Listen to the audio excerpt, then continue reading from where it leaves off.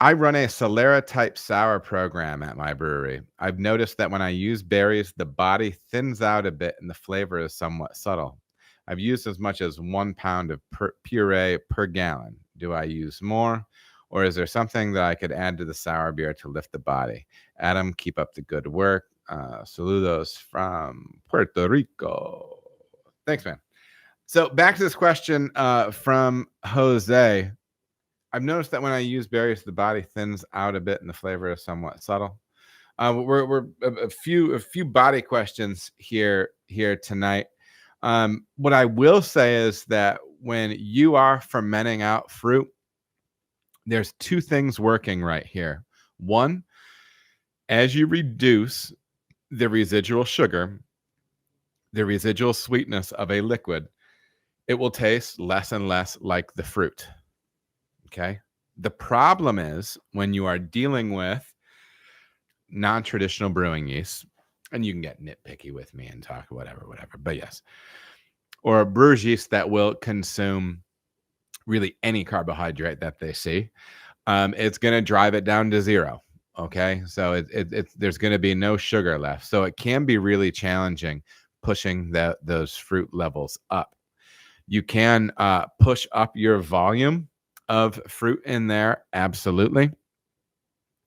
You can also, and somebody that is working on a long-term Solera might have a problem with it, but you could use small levels of high-quality TTB-approved natural extract to help lift the nose.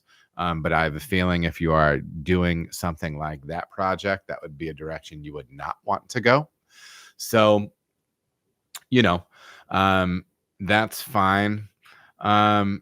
But yeah, pushing up body on those beers, I don't really know, man. I don't really think that body is the providence of those long-term beers. Now, I will say this, when this is going to sound like some sort of humble brag.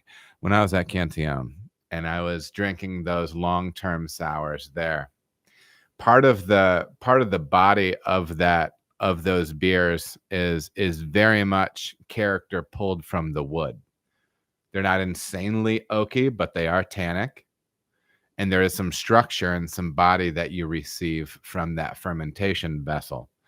So you didn't specify what you had going on for your fermentation vessel, but potentially the barrel itself can help to provide some body by going at it like that, kind of from a structure standpoint, from the tannin contribution of the oak.